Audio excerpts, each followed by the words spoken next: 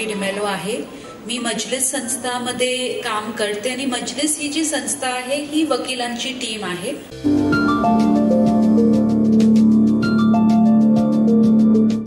आणि इतके आपण केसेस बद्दल बोलले आज की क्राइम्स होते, crimes against women and children खूप प्रमाणे वाढलं. तर जेव्हा हे केसेस दाखल होते तेव्हा आमची टीम ऑफ लॉयर्स त्यांना मदत करतात. तर ते हे आमचं काम आहे. आम्ही 2 विषयावर काम करतात. एक आहे घरेलू हिंसा आणि दुसरा आहे लैंगिक अत्याचार.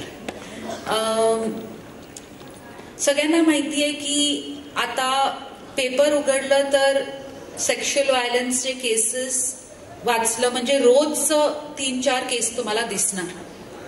आणि जसं सायबर क्राईम आणि बाकीचं क्राईम बद्दल बोलले तर सेक्शुअल व्हायलन्स हे निर्भयाचं केस झाल्यानंतर खूपच आपण हे दिसायला येते. आणि कुठेतरी गव्हर्नमेंट तर्फे, पोलीस तर्फे पण एक इनिशिएटिव्ह आहे की आपल्याला हे कुठेतरी सिरियसली घ्यायचं. तर आम्ही जेव्हा हे काम सुरू केलं तर आम्हाला वाटलं की हे केसेस कोण आहे. कारण आता जे डिस्कशन झालं ते खूप असं झालंय की बाहेरचं लोक आहे, स्ट्रेंजर्स आहे. स्ट्रेंजर्सला आपल्याला कॉन्टॅक्ट करतात, ते आपल्याकडे न्यूड पिक्चर्स घेतात आणि आपलं फायदे घेतात. पण आम्ही आता गेले 10 वर्षापासून हे जे सेक्शुअल व्हायलन्स केसेसवर काम करतात तर आम्हाला असं दिसायला आलं की स्ट्रेंजर्सचे केसेस जे पोलीसमध्ये दाखल होते ते खूप कमी आहे. 95% ऑफ सेक्शुअल व्हायलन्सचे केसेस आहे ते नोन पर्सन्सचे आहेत. आणि हे नोन पर्सन्स कोण आहे?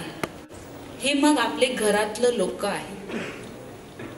आपण स्ट्रेंजर्स कुठेतरी ते बाहेर आहे, पण 98% जे केसेस आहे ते नोन पर्सन आहे. आणि त्याच्यामधलं हे अक्युज्ड कोण आहे?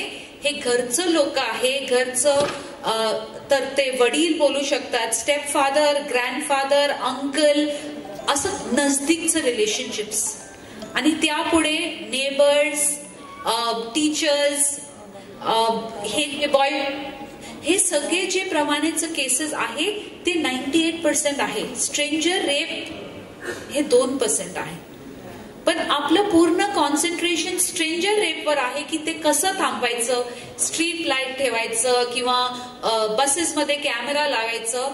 पण जे घरमध्ये होते, जे घरात असं व्हायलन्स होते त्यासाठी आपण काय करणार? कारण तेव्हा ते सपोर्ट पण भेटत नाही की मी कुठे बोलू, की मी काय बोलू. आणि सगळ्यांचं आता आपण पोलीसचं फंक्शन मध्ये आलं तर पोलीसचं रोल ह्याच्यामध्ये काय आहे हे आपल्याला ऍज अ पब्लिक हे माहिती घेणं हे खूप गरजेचं आहे. की एकतर क्राईम झालं आपल्यावर, सेक्शुअल व्हायलन्स आपल्यावर घरामध्ये झालं किंवा बाहेर झालं, तर आपण ह्या केसेसमध्ये करायचं काय? सगळे म्हणतात की तुम्ही पोलीसकडे या, आम्ही तुम्हाला मदत करतील. पण ते कसं मदत करतील? कधी तुम्ही विचार केलं की मी कसं जायचं पोलीसकडे? व्हॉट्सअपचं चॅनल आता सुरू झालं, ठीक आहे, तुम्ही हेल्पलाईनवर फोन केलं, त्यानंतर काय होणार हे कुठेतरी आपल्याला समजून घ्यायला पाहिजे की मी केस दाखल केलं तर मग माझं कमिटमेंट काय आहे. कारण एकतर क्राईम होते ते खूप वाईट आहे, पण त्यानंतर जेव्हा आम्ही केस करायला जातात तेव्हा आमचं एक्सपिरियन्स काय होणार हे महत्वाचं आहे जाणून घेणं. नाहीतर आम्ही ते पुढे घेणार नाही. कारण घरचं लोक किंवा तुमचे फ्रेंड्स लोक तुम्हाला सांगणार की झालं, ठीक आहे, काही करू नका, कारण तुम्ही केस केलं तर आणखी तुम्हाला त्रास होणार. सर्वात पहिलं भीती काय वाटतं की मी पोलीसकडे कसं जाणार? मी पोलीस स्टेशनमध्ये गेली तर मला काय विचारणार? माझ्याकडे एव्हिडन्स नाहीये तर ते मला विचारतील, एव्हिडन्स आहे तर माझ्याकडे एव्हिडन्स नाहीये. तर हे भीतीमुळे आम्ही पुढे येत नाही. दुसरा आणि खूप महत्वाचं भीती आहे की मी केस दाखल केलं, सगळ्यांना माहित होईल. म्हणजे जे एकदम चुपचाप होते ते मी आता केस दाखल केलं तर सगळ्यांना माहित होईल आणि माझं नाव सगळीकडे जाईल आणि मग मलाच नाव ठेवेल, तर म्हणून मी येत नाही. एक मोठ्या प्रमाणे एक भीती वाटते सगळ्यांना की मी केस नाही करणार, कारण मग सगळ्यांना माहित पडेल.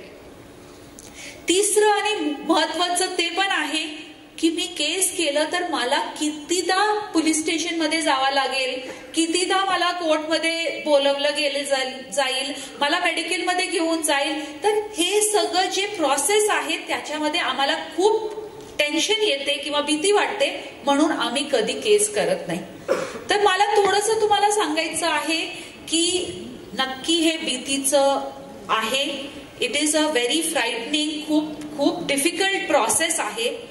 पण एक विचार तुम्ही तसं पण करा की मी हे कुठेतरी मी तिकडनं ते जागा बदलून घेईल किंवा मी घराबाहेर जाईल, कुठे दुसरं राहायला जाईल, पण ते कुठे थांबलं नाही तर बाकीचं लोकांना हे परत हा अक्यूज दुसऱ्यांना पण करेल. तर मला ऍक्शन घ्यायचं आहे, पण माझं सेफ्टी पण बघायचं आहे.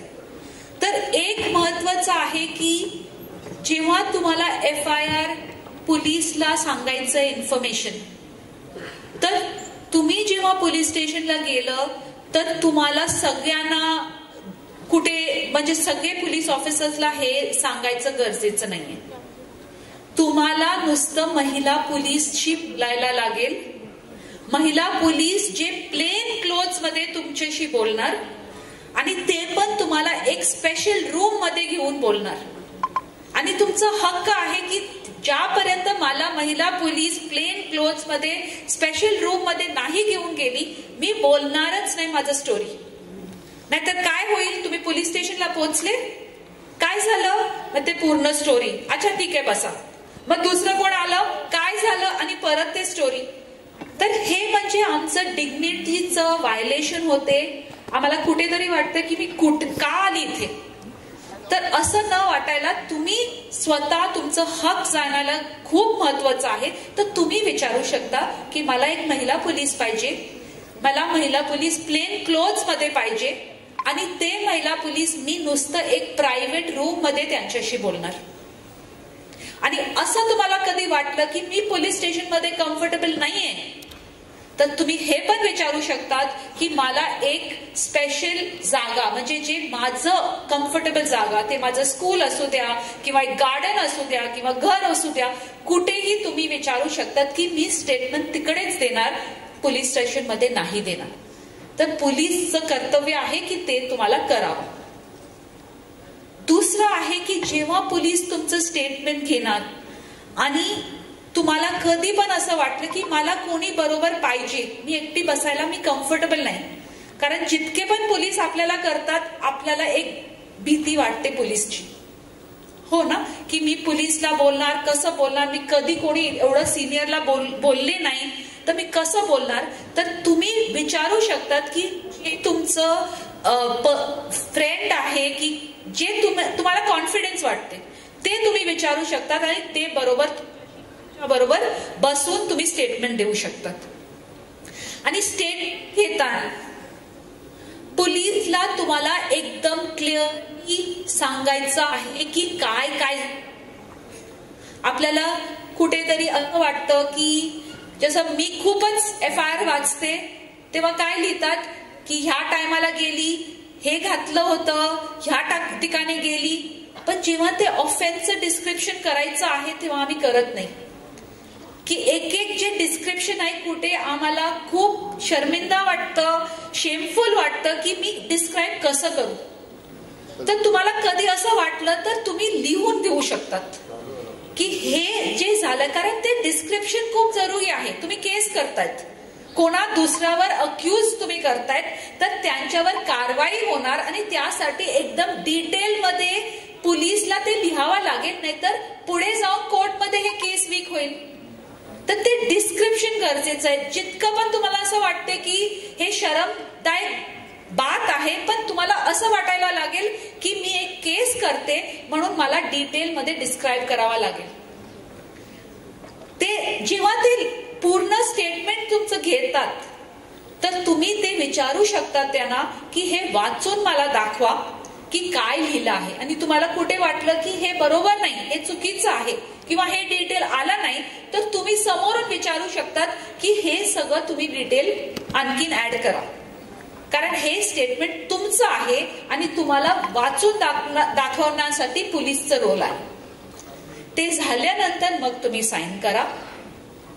ते साईन केल्यानंतर 24 आवर्स मध्ये तुमचं मेडिकल होईल. मेडिकल म्हणजे हॉस्पिटलला घेऊन जाईल आणि जे पण त्यांना बघायचं आहे तुमचं ट्रीटमेंटसाठी हे ते बघणार. आणि त्यानंतर तुम्हाला असं वाटायला लागेल की मला परत परत पोलीस स्टेशनला बोलवणार. ते नाही बोलवणार. ते नाही बोलवणार कारण नेक्स्ट तुमचा रोल कोर्टात असते. तर कोणाला असं भीती वाटते की मी एकदा केस फाईल केलं तर मला कितीदा पोलीस स्टेशनमध्ये बोलवणार, असं नाहीये. तुमचं हे पण हक्क आहे की तुम्हाला समजा एक सपोर्ट पर्सनची गरज आहे तर तुम्ही पोलिसला सांगू शकतात की एनजीओ तर्फे मला एक सपोर्ट पर्सन द्या जे मला कॉन्टॅक्ट मध्ये राहील आणि मला इन्फॉर्मेशन देत राहील की काय होईल केसमध्ये, पुढे मला काय करायचं आहे. तर हे सगळं कानून मध्ये आपल्याला दिलं आहे पण आपण वापरत नाही. आणि मेन प्रॉब्लेम हेच आहे की जेव्हा एक मोठा केस झाला, जसं मेडिकल डॉक्टरचं रेप झालं, ती कामात होती, ती कामाची ठिकाणी होती, तिकडे तिचं रेप